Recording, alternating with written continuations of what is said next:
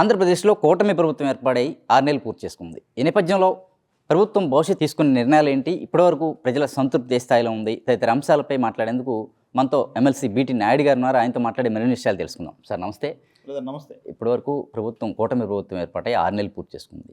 ప్రజల సంతృప్తి స్థాయి ఏ స్థాయిలో ఉందని మీరు భావిస్తున్నారు?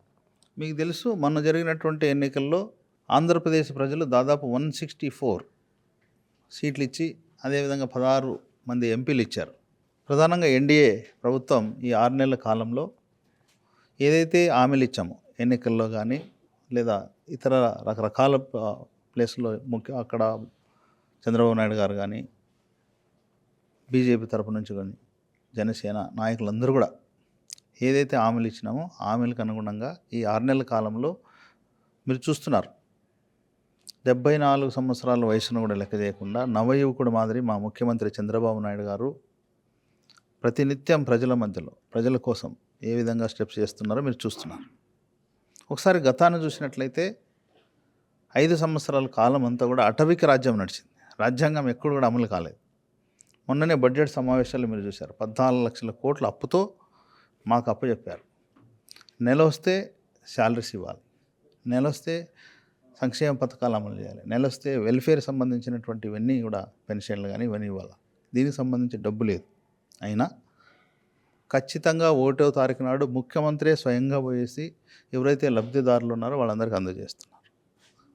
మరి ముఖ్యంగా ప్రధానంగా ఆంధ్రప్రదేశ్లో జీవనాడైనటువంటి పోలవరం మొన్ననే విజిట్ చేశాడు. దాదాపు 70% గత ప్రభుత్వం మేము పూర్తి చేస్తే మొన్నంతా నాశనం చేశారు.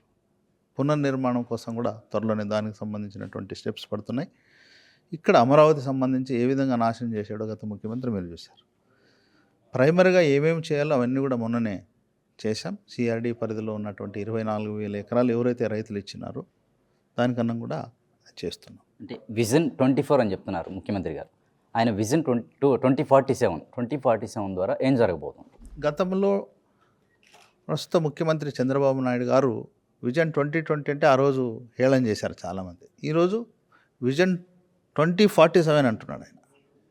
ఈరోజు కూడా చాలామంది ముఖ్యంగా వైఎస్ఆర్సీపీకి సంబంధించిన వాళ్ళు హేళన చేస్తున్నారు. మొన్ననే రిలీజ్ చేసాం డాక్యుమెంట్. అన్నీ కూడా పబ్లిక్ డొమైన్లో ఉంది, ప్రజల మధ్యలో ఉంది, ప్రింట్ అండ్ ఎలక్ట్రానిక్ మీడియాలో కూడా మేము చెప్పాం. ఖచ్చితంగా ఏదైతే చెప్పామో అదంతా కూడా చేస్తాం. అంటే కూటమి ప్రభుత్వంలో ఉన్నటువంటి జనసేన కావచ్చు, బీజేపీ కావచ్చు, వారితో కలిసి ప్రయాణం సౌకర్యవంతంగా సాగుతుందా కూటమి ప్రభుత్వంలో? ఖచ్చితంగా. ఎందుకంటే మేము ఇది ఏదో కొత్తగా ఇప్పుడు ఏర్పడినటువంటి సంబంధం కాదు. గతంలో కూడా మీరు చూశారు.